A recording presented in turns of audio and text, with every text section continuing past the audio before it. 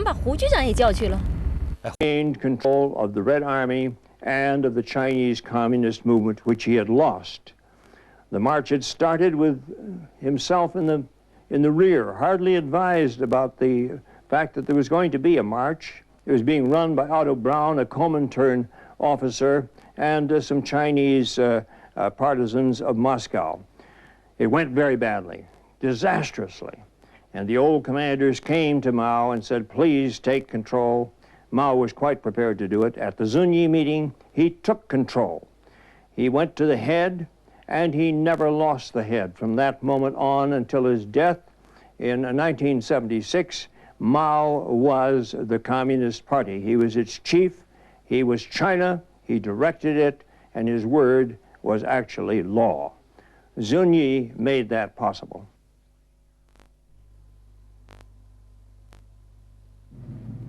參加遵義會議嘅有毛澤東、朱德、陳雲、周恩來、張聞天，另外仲有林彪、楊尚昆，亦都有當時坐喺房一角落嘅鄧小平。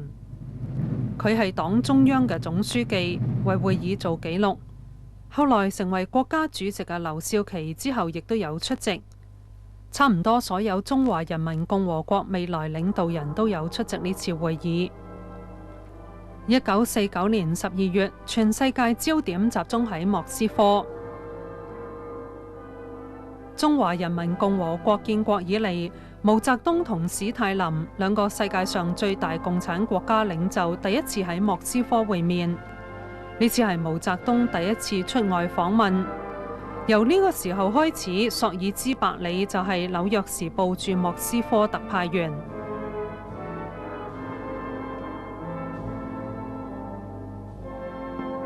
In December of 1949, I was a correspondent in Moscow at the time when Mao Zedong arrived for the first state visit of a Chinese leader to the Soviet capital. It inaugurated one of the strangest series of events that I've ever participated in. Mao obviously came to do diplomatic business with Stalin. He arrived on the eve of Stalin's 70th birthday.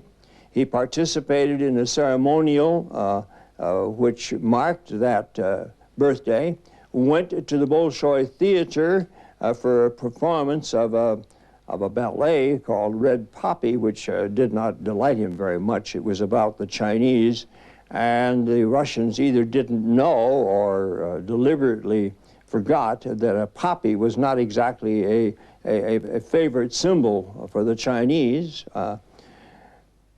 After that ceremony at the Bolshoi Theater, he vanished. I could find out nothing about where he was. None of the usual protocol was followed. He made his initial ceremonials, and then, instead of sitting down at the Kremlin and negotiating with Stalin, he disappeared from the newspapers. No pictures, no stories, nothing. I didn't even know whether he was still in town. No one else could find out anything about it either. Finally, a British newspaper, a Sunday newspaper, printed a wild report which said that Mao was being held under house arrest in Moscow. This did stir a little action. Apparently, Stalin decided that he had to do something. He couldn't let these reports go out. He had been deliberately cooling Mao off. He kept him in his own dacha, his own summer house outside of Moscow, but he had no program. He had no state visits. He had nothing to do except, as he later said, to watch old movies, and he could do that in Beijing. Stalin finally sent a reporter from Pravda out to talk to Mao, and Mao said that it was so boring and nothing was happening, and that if it didn't change, he was going to go back to Beijing. That broke the spell. 直到毛澤東到咗莫斯科1個月之後，周恩來去到莫斯科先至打破僵局，談判順利展開，雙方簽署協議，同意蘇聯可以保留俄羅斯帝國喺東北同新疆取得嘅特別權利，而中國就可以得到蘇聯嘅經濟援助作為回報。雖然西方國家相信中國同蘇聯仍然互相緊扣，但索爾茲伯里就認為毛澤東對史太林抱有不信任同憎恨態度。史太林就由俄羅斯帝國時代開始一直抓住特權唔肯放。